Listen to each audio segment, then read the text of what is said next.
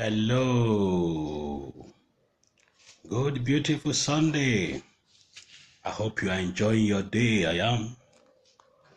Our president has spoke to us today. In all he said, he talks about dialogue.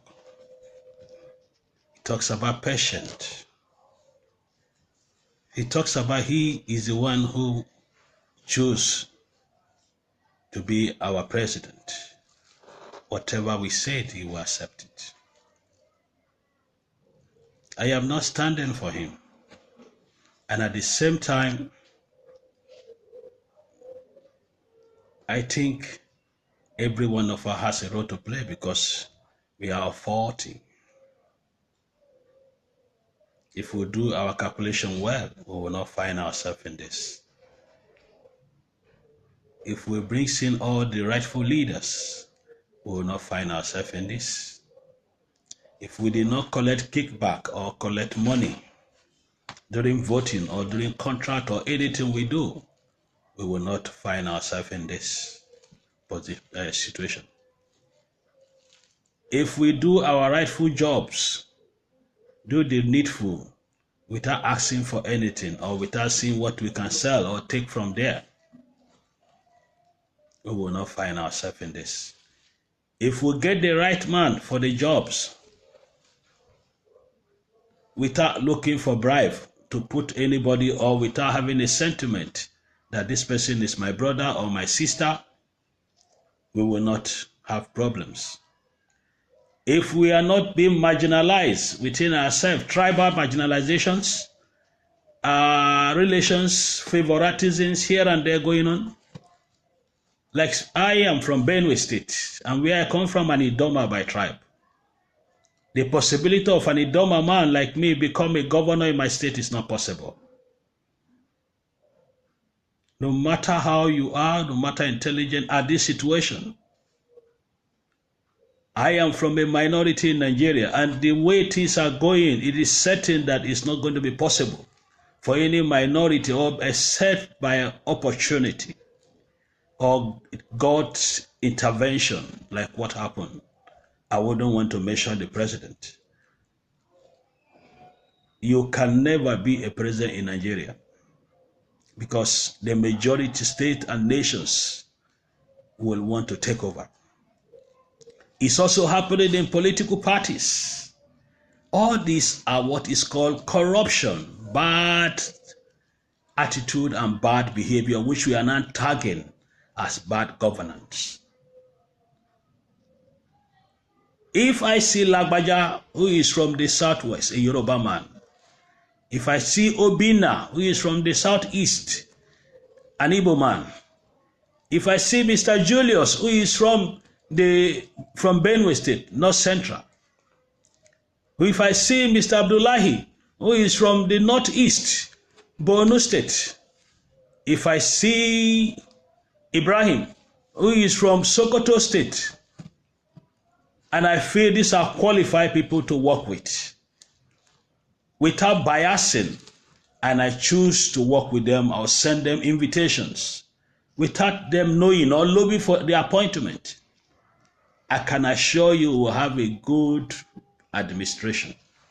But if I begin to see my brothers, my sisters, my relations, my friends, my associates, those I work with, those I school with, those that have served me before now, I can assure you that corruption will continue. You see, in other parts of the world, giving appreciation to someone, like you see an officer on the road, rain is beating him day and night, sun is striking on him, and you decide to support him financially or give him money for doing a lot of good work. Or an officer parading in the road, moving here and there to protect you during the day and night, and you feel this man is trying and give him money. In America, we call it appreciation. In Nigeria, there's no law backing it. That's why it's called corruption. I think the government should look into this aspect, and those in the law, the National Assembly should look at it and see if that aspect can be amended.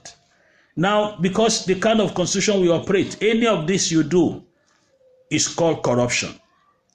Now, as a leader, if you take the money meant for the communities, money meant for community development, as a honorable person or a senator, you are corrupt.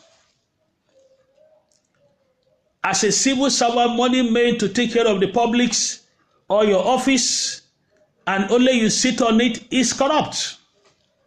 At home, what you are supposed to do for your children, your wife, your husband, and you are not doing it, you are corrupt. What you are supposed to do for those who are living in your house, you are biasing and thinking these are not my biological children, you are corrupt.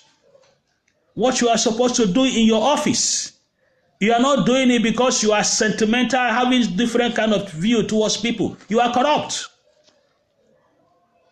There are nations today, even within Africa, Asia and America and Europe, you will not see the seller of those markets you want to buy. You will not see the attendants that will attend to you. You will just see price, or you know the price already. You walk there and take whatever you want to take, check, and pay. Is it possible in Nigeria? Is it possible in South Africa? Is it possible in America? Is it possible in London? Is it possible in some Arab nation? No. Try it and you will come back and meet empty shop. You will not see 10 naira if you don't put an attendance. All these things are orientations. I have suggested to the president and so many other persons, we have a gold in Zamfara in a large quantity. I think the federal government should take over now so that the issue of killing there can be reduced. And by taking over that gold, I can assure you that the inflation that is resulting to this, one can no longer afford anything with whatever amount you have. The naira will begin to have strength immediately by just announcing it. Or see whatever can be done to reduce the 0-0. I remain your friend Adai Julius. I hope this my message catch your attention. Subscribe to my page so that you'll be the next to get notification when I load or upload my new video. And I hope we could dialogue. The president has called for dialogue.